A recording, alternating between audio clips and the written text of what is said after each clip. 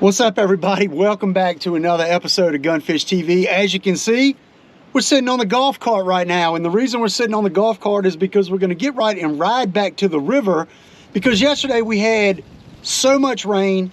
I think we had like 3+ inches. I know the river is going to be crazy high, so I just want to see how high it is. The winds right now are still blowing in excess of 20 miles per hour. They actually got up over 60 miles per hour yesterday. We had a huge front come through. And basically, I'm just going to ride back, look at the river, see if we have any down trees on the path.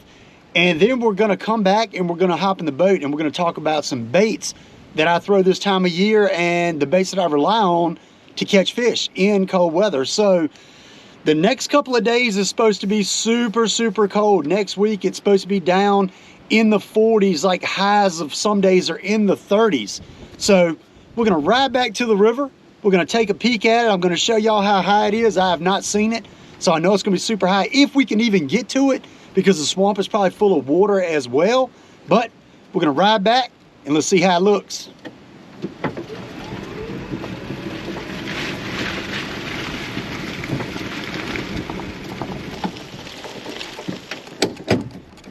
All right, well, we've come upon our first limb down. If this is all we got to deal with, that would be perfect. Probably going to be more though.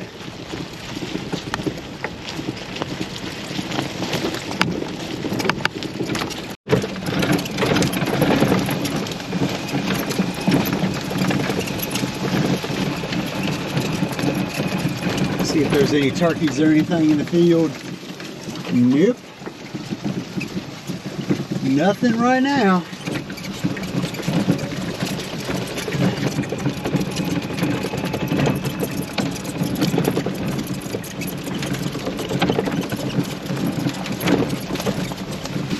I'm gonna be honest, I'm pretty surprised that it's not a lot more stuff down than it is, which I'm very glad for that, because I don't want to be having to cut trees with a chainsaw and all that stuff. But well, we got a little bit of debris down right here, so let's grab that real quick.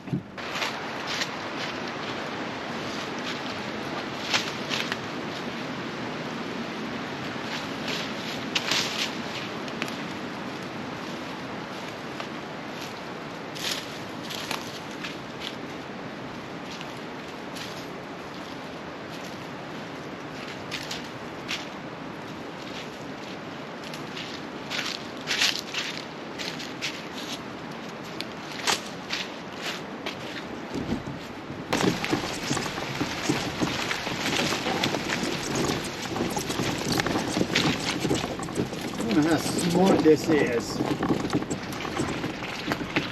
Going through this on the other golf cart. That's good.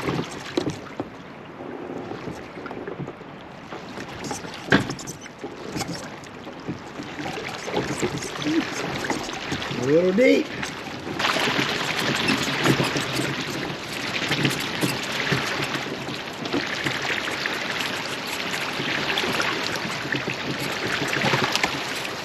A little bit of trash here we're going through.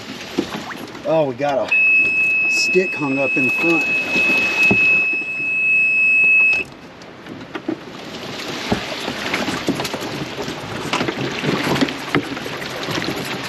All right, we made it.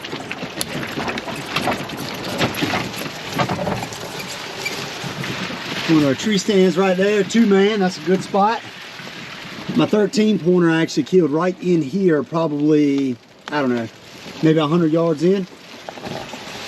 So, really good spot. But we're going to get back to the river and we're going to be able to see how bad this looks. And I don't want to spend a bunch of time back here because I need to get back through the swamp, because I know the river is rising rapidly. That means the swamp's going to rise rapidly as well. And I got something hung onto the golf cart that I'm going to have to stop and get out. So maybe if I back up, maybe it'll come from underneath of it.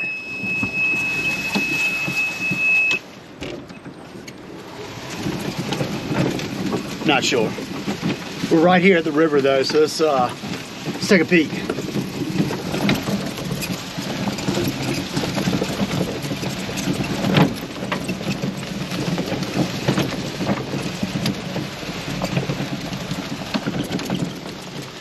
Yeah, I'm gonna say she's a little high.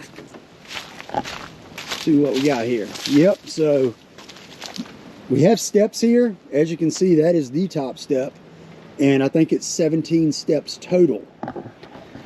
So the river's super high, still coming up. I think it's gonna come up another 5 to 6 foot. So it's actually going to be literally up in the ditch right here.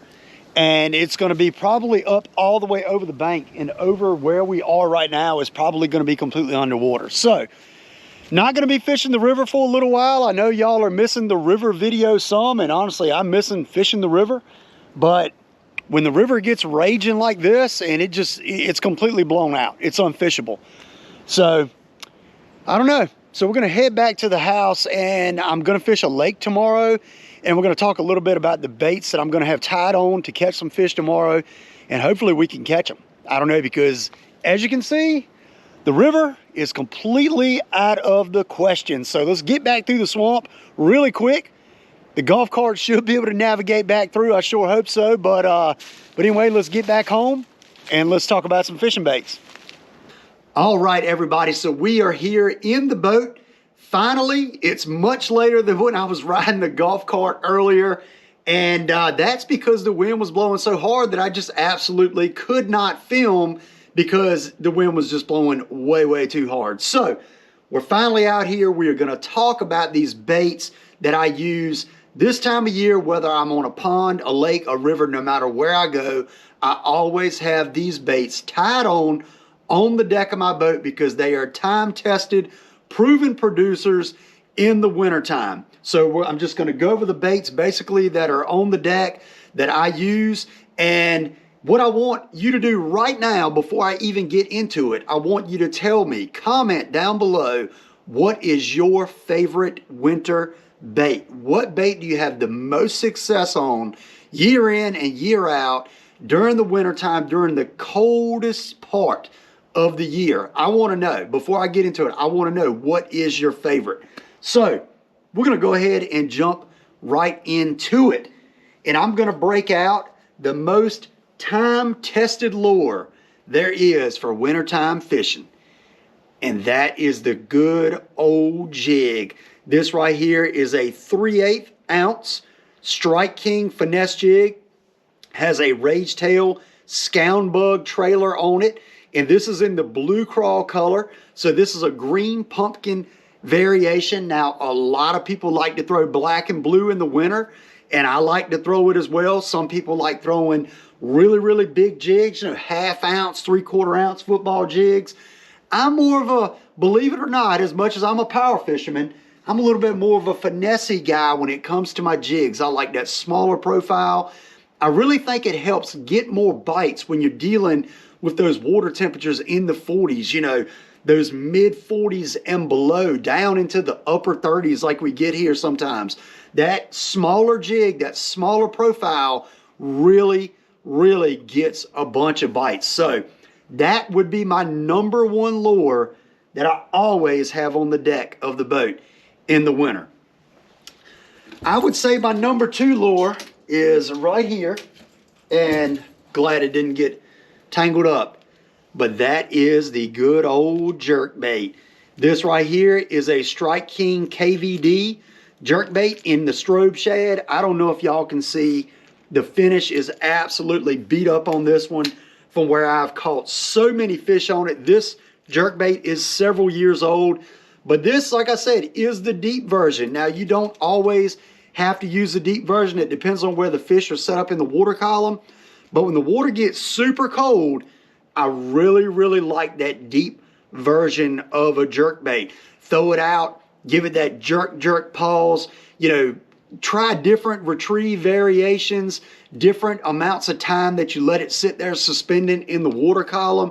And a jerk bait is an absolutely great bait. You know, tons of different finishes in this. A lot of people have different ones that they like, different color patterns, you know, different bodies of water, you know, different colors work on. But I really, really love that strobe shad in that particular jerk bait. And I like to have a deeper jerkbait. That jerkbait right there gets down 8+ foot. So you throw it out, it gets down in the water column. Those fish like to come up, take a look at it. They really will sit there and look at it, decide whether they want to bite it or not. And when they're really lethargic, it sits there long enough for them to make up their mind and go up and grab it. So my next bait that I always have on the deck in the wintertime, right here. That is a red-eye shad, 1/2 ounce red-eye shad. So lipless, a lipless crankbait. A lipless crankbait in the wintertime when the water is cold is a time-tested, proven lure. And the crazy thing about a lipless crankbait, you can use it so many different ways. You can do so many different retrieves. You can cast it out, let it sink to the bottom, reel it in very, very slow. You can throw it out, let it sink to the bottom. You can rip it. You can reel it slow, give it a rip, get that reaction strike, or you can throw it out and yo-yo it. Let it sink to the bottom, raise your rod tip, lift it up off the bottom, and let it sink back down. A lot of times those lethargic bass will absolutely crush it. It's almost like fishing a jig when you're fishing it in that yo-yo style. But man, that thing catches them, especially in the redder patterns. For some reason in the cold weather, you know, that red just really works. This is like a Raven red type color. And the reds, oranges, they absolutely crush it. So I love to throw a lipless in a red pattern when I'm fishing this time of year. Especially once you get into February, late February, absolutely crushes them. Next bait. And this one's going to try to get hung up, but we got it without getting hung all up too bad. That is a crankbait. Now this is a Strike King Gravel Dog 8. This is the 8-foot version. So I love a crankbait that runs from that 6 to 8-foot range this time of year. Those fish push up, you know, around that 6-foot range, up on gravel, rock points, whatever, and they're up there in a feeding mood. And I'm going to tell you, when that crawl pattern crankbait comes by them, they absolutely crush it. One thing you notice, this crankbait has a really nice orange belly. It's absolutely, to me, it's absolutely necessary to have that red or that orange on a crankbait this time of year when you're fishing in those cold water temps. Something else is very important about this crankbait. It hunts a lot. Now, if you don't know what hunts means, that means it does not just run perfectly straight and true. It hunts all over the place. So it has a wide variation to the wobble. It comes through the water and it's wobbling all over the place, and it cuts to the left, darts to the right. So those fish are following behind it, and all of a sudden that thing juts off to the left, and those fish react to it and they bite it. So that's very important, having a good crankbait that hunts around. And also, like I said, a good crawl color in a red or orange variation absolutely catches them. Something else that's important as well, I throw that on a 5:6 to 1 gear ratio reel. This is a Lew's speed spool, 5:6 to 1, super slow retrieve. Helps that crankbait get down, but you're reeling it really slow. Comes through the water column, so those fish have time to react to it and bite it, and you're not just ripping it away from them so fast. Something else, time-tested and proven, we want to talk about that. Boom, spinnerbait. Spinnerbait has caught so many fish in cold weather conditions. I've caught some absolute hammers on a spinnerbait in cold weather. One cool thing I like about this particular spinnerbait, this is a first-gen spinnerbait, but this is a very compact, small spinnerbait, but it's 3/4 of an ounce. So I like a heavier spinnerbait this time of year. What that allows, it allows that spinnerbait to stay lower in the water column. I throw this on a 5:6 to 1 gear ratio reel as well. It stays low in the water column. You're reeling it in really slow. Those fish like to follow it. You bring it through the school and they will absolutely thump it. So do not forget about a spinnerbait slow rolled in cold water, especially cold, dirty water. It really works well in dirty water. And I always like to pair it up with a paddle tail trailer. It's just my preference, but a spinnerbait, never forget about the spinnerbait. A lot of people like to forget about the old stuff. You know, now we got all this new stuff. you know, this new age technology, all these new lures. That old school stuff absolutely still smashes them. So we're going to jump over here. We're going to grab another lure. Now this is something that I caught my fish on last trip out, and it's a very finesse presentation, but it catches them in cold weather. Right there. A small swim bait. This is actually a Strike King. This is a 3.2 inch Rage swimmer, and this has a first gen jig head on it, a 1/4 ounce first gen jig head, very unique jig head. But that is a very, very finesse presentation. But when the fish get lethargic, that little meal comes by them, that little minnow comes by them, and they say, well, you know what, I'm not that hungry, but I will eat that. So a small swim bait absolutely catches them. I don't throw it a ton. It's almost like a last ditch effort for me. I like to throw my other more power techniques, but man, that small swim bait will absolutely catch them. And I really like to pair that up on a spinning rod. I throw that on a spinning setup. This is a 6'9" medium light. This is a Mock Crush right here. 20-pound test P-line Spin-X braid in a 12-pound leader. And when you get a good fish on this thing, it is a ton of fun. Ton of fun. So don't discount the smaller stuff. You know, the finessey presentations, these fish will absolutely bite them, especially if like they have total lockjaw and they're not in a really good feeding mood. That small swim bait will catch them. So the next bait that I always have on the deck of the boat, no matter what, I want y'all to comment below what y'all think this is. But a lot of people don't like to throw soft plastics when it gets really cold, but I'm going to tell y'all this bad boy right here will catch them.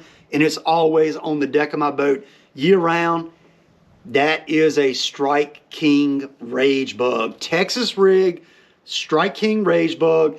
If you've been watching my channel for quite a while, you saw me catch a 12-pounder on a Strike King Rage Bug in February in 41-degree water. A lot of people don't like to throw soft plastics when the water gets really cold, but I'm going to tell you, sometimes it will catch them. Check out Mr. Moth right here. He's chilling. I know he is freezing to death, so I'm not even going to mess with him. He's walking around. But Strike King Rage Bug or some other type of creature bait, crawl bait, will absolutely catch them. You know, some days they want the jig. Some days they want a soft plastic presentation. Never discount that. And just, a lot of people just throw the jig, you know, when it's wintertime. Don't discount a soft plastic. There's actually been many days where I've thrown a jig, was not getting bit, and I picked up some sort of crawl bait and went to absolutely catch them, especially in river systems. I don't know what it is about river systems, but they love a Texas rigged creature or crawl bait when it's really, really cold. Lakes, I will, a lot of times, more of a jig bite in the lakes, but I'm telling you, it will catch them anywhere. So I always have a Texas rigged creature bait on my deck as well. So I'm going fishing tomorrow.